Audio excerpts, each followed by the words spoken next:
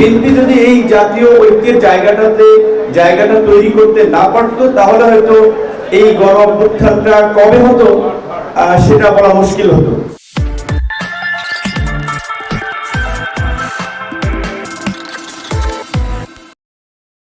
বাংলাদেশের জুলাই গণ অভ্যুত্থান পরবর্তী রাষ্ট্র সংস্কারের একটা ব্যাপক মাত্রার আলাপ আলোচনা আমরা করছি, কিন্তু নিশ্চয়ই এখানে যে সমস্ত রাজনৈতিক দলের নেতৃবৃন্দ আছেন তারা সবাই অকেবাল আছেন।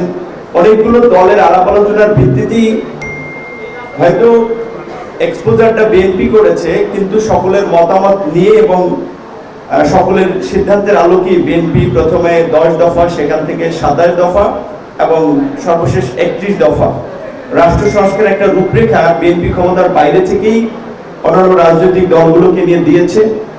এবং নির্বাচনের পূর্বেই, ফ্যাসিবাদ ঘটনার পূর্বেই বিএনপির পক্ষ থেকে আগাম জাতীয় সরকার ঘোষণা, এই সংকটের রাষ্ট্রকে উত্তরণের জন্য একটা ঘোষণা ছিল, যার মধ্যে দিয়ে বিএনপি এই জুলাই গণ অভ্যুত্থানটা, এটা আমরা সকলেই জানি একটা ছাত্র আন্দোলনকে কেন্দ্র হলেও এর প্রেক্ষাপটটা গত 16 বছর ধরেই গণতান্ত্রিক লড়াইয়ের মধ্যে দিয়ে তৈরি হয়েছে। সেখানে বিএনপি যদি এই জাতীয় ঐক্যের জায়গাটা তৈরি করতে না পারতো তাহলে হয়তো এই গণ অভ্যুত্থানটা কবে হতো সেটা বলা মুশকিল হতো। বিএনপির এই সংগঠিত জাতীয় ঐক্যের রূপের ফলেই কিন্তু আমরা সকলে সম্মিলিতভাবে ফ্যাসিবাদের বিরুদ্ধে রাজপথে রুখে দাঁড়াতে পেরেছি। তো আজকে দেশে নির্বাচন নিয়ে যে সংকট তৈরি হয়েছে কিংবা রাষ্ট্র সংস্কার নিয়ে আমি মনে করি অহেতুক বিতর্ক এবং বিভাজন হচ্ছে, এইটাকে কমিয়ে আনার জন্য বিএনপি একটা বড় রাজনৈতিক দল হিসেবে ভূমিকা নিতে পারে। সরকারকে রাজনৈতিক দলগুলো সহযোগিতা করছে বিধায়ী সরকার স্মুথলি যতটুকু রাষ্ট্র পরিচালনা করতে পারছে। সংস্কারের প্রশ্নেও বিএনপিকে আমি মনে করি একটা ভূমিকা নিতে হবে। কোন কোন জায়গায় বিশেষ করে রাজনৈতিক দলগুলোকে নিয়ে ঐক্যমত্য তৈরি করা যায়। সরকার অনেক ক্ষেত্রে পারছে না, সেই বিভাজনটা আমরা দেখছি যে সরকারের উপদেষ্টাদের বক্তব্য এবং সরকারের কিছু পক্ষপাতমূলক আচরণের কারণে কিছুটা বিভাজন তৈরি হচ্ছে।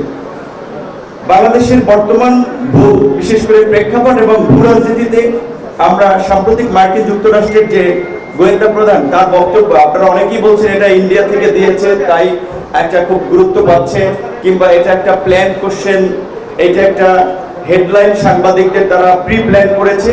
কিন্তু এই বক্তব্য কিন্তু 9/11 এর ওয়ার অ্যান্ড টেররের মতো আমি পশ্চিমাদের একটা ন্যারেটিভ যে বাংলাদেশকে ঘিরে ইন্ডিয়া তৈরি করেছিল এবং সেটা পশ্চিমাদের আপনার গিলিয়েছিল, সেই পুরানো ন্যারেটিভের ক্ষেত্রে আমি কিন্তু দেখতে পাচ্ছি। সেই জায়গা থেকে বিএনপির এখানে বড় রাজনৈতিক দল হিসেবে রাষ্ট্র পরিচালনার অভিজ্ঞতা রয়েছে, এখনো সরকারকে সুপরামর্শ দেওয়ার এবং সঠিক পথে পরিচালনার ক্ষেত্রে আমি মনে করি তারা ভূমিকা নিতে পারবে। তাই আমার মনে হয় যে নির্বাচন যত দেরিতে হবে সংকট তত ঘনীভূত হবে, এবং নির্বাচন যত দেরি হবে ষড়যন্ত্র তত ডালপালা মেলবে। নির্বাচনবিহীন অনির্বাচিত একটা সরকার দেশে থাকা মানেই হচ্ছে আসলে অনেক ধরনের ফায়দা নেওয়ার রাস্তা খোঁজা। সেই জায়গা থেকে রাজনৈতিক দলগুলোকে নিয়ে একটা নির্বাচনের প্রশ্নে বিএনপি আমার মনে হয় যে ঐক্যমতের দিকে যাওয়াটা দরকার।